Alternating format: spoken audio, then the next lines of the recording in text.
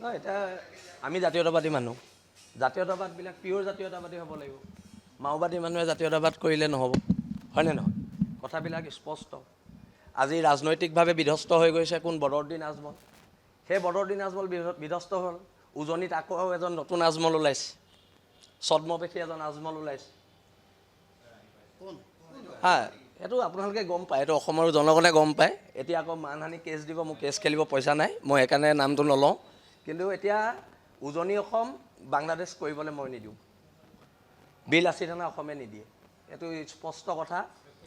আৰু উজনি অসমত জাতীয়তাবাদৰ ধ্বজা উৰিব। আৰু আমি আছোঁ, ফেচবুকৰ জৰিয়তে জনাইছোঁ, সামাজিক মাধ্যমৰ জৰিয়তে জনাইছোঁ কাৰ লগত আছোঁ কাৰ লগত নাই। আপুনি এটা সময়ত কিন্তু অখিল গগৈক খুব সমৰ্থন দিছিলে আৰু আজি দেখা গৈছে তীব্ৰ বিৰোধিতা। আপুনি চাওক, ৰাজনীতি হয়, ব্যৱসায় হয়, কিবা হওক, মানুহৰ সততাটো থাকিব লাগিব। এতিয়া ক'বলৈ একো নাই আৰু, জিকাইছিলোঁ, জিকাৰ পিছত ঠগিলে, কথাটো ইমানেই। আৰু তাত আমাৰ ক'বলৈ নাই, আমি অখিল গগৈ আচলতে ঠিকা বিচাৰিও যোৱা নাই আৰু ভৱিষ্যতলৈও নাযাওঁ। আমাৰ আত্মসন্মান আছে, আত্মসন্মানৰ জৰিয়তে থাকিম। শুভেচ্ছা চবলৈ আছে। এতিয়া যিহেতু বিল 80 থানাৰ সত্তাটোক অপমান কৰিছে, মই বিল 80 থানাৰ এজন সাধাৰণ সৈনিক, কিন্তু মই দায়বদ্ধ অখিল গগৈৰ ওচৰত নহয়, মই বিল 80 থানা সৈনিকৰ ওচৰত দায়বদ্ধ।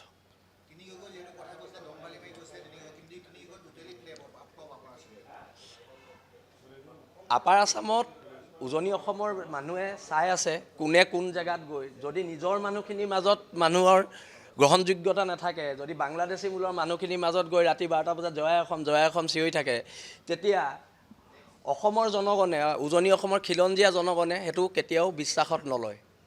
আমি বাংলাদেশী বিৰোধী মানুহ, উজনি অসমৰ মানুহ। এইটো কোৱা নাই যে নামনি অসমৰ মানুহ সমৰ্থক বুলি, কিন্তু উজনি অসমখন আমি নামনি অসমৰ আজি যিটো অৱস্থা হৈছে, আমি উজনি অসম সেইটো অৱস্থা হ'বলৈ নিদিওঁ। নহয় চাওক, গৌৰৱ গগৈক ভোট দিবলৈ আহ্বান জনাইছিলোঁ প্ৰথম মই জাতীয় সংগঠনৰ হিচাপে, কিন্তু এতিয়া মুখ্যমন্ত্ৰীয়ে কৈছে যে গৌৰৱ গগৈ পাকিস্তানৰ এজেণ্ট, পাকিস্তানৰ সম্পৰ্ক আছে। এইটো দেশৰ ৰাষ্ট্ৰীয় নিৰাপত্তাৰ লগত জড়িত বিষয়।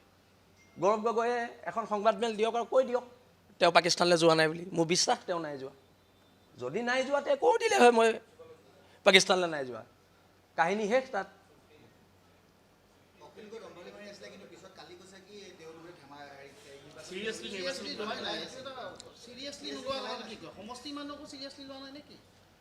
চব এজন বিধায়কে যেতিয়া এটাও জিলা পৰিষদ জিকাব নোৱাৰে, মানে গণভিত্তি কমিছে আগতকৈ।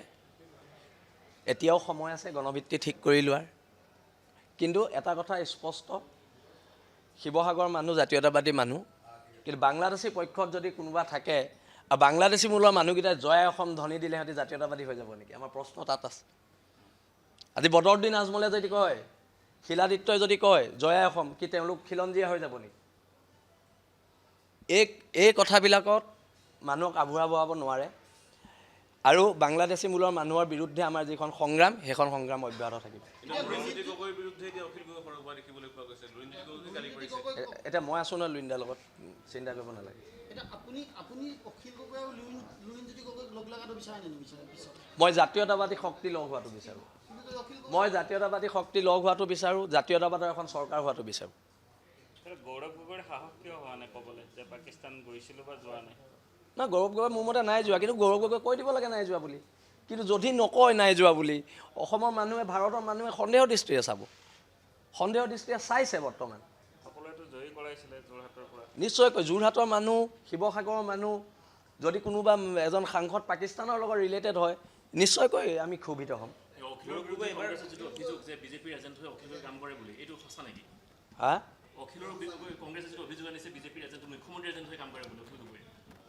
সেইটো অসমৰ ৰাইজে দেখি আছে, অসমৰ ৰাইজে বিচাৰ কৰিব।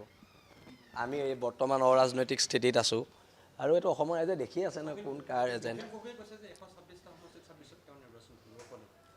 ভাল কথা, খেলক, তেখেতৰ গণতান্ত্ৰিক অধিকাৰ আছে, 126টাই জিকক।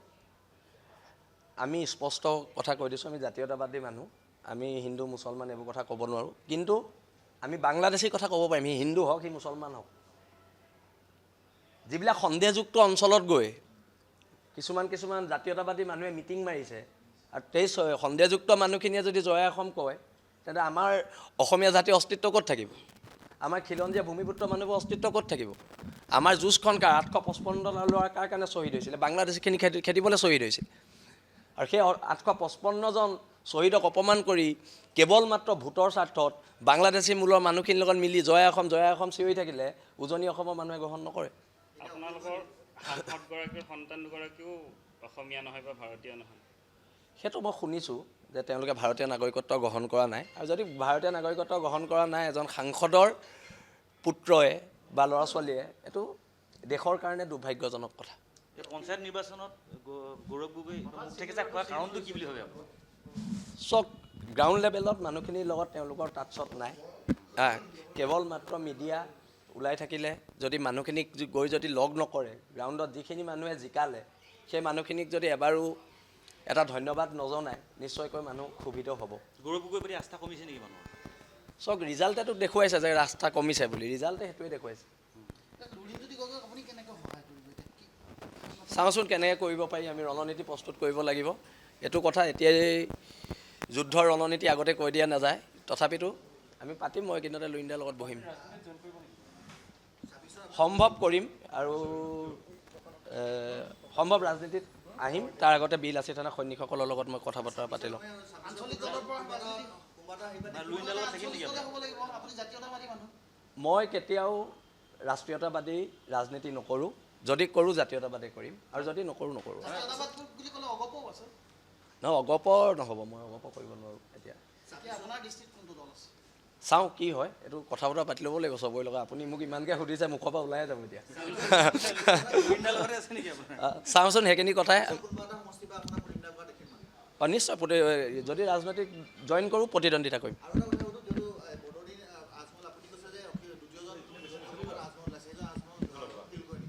জানো কোন হয়, এইটো আপোনালোকে বিচাৰ কৰি ল'ব। কিন্তু উজনি অসমৰ পৰা এজন আজমল ওলোৱাটো বৰ দুৰ্ভাগ্যজনক কথা হৈছে।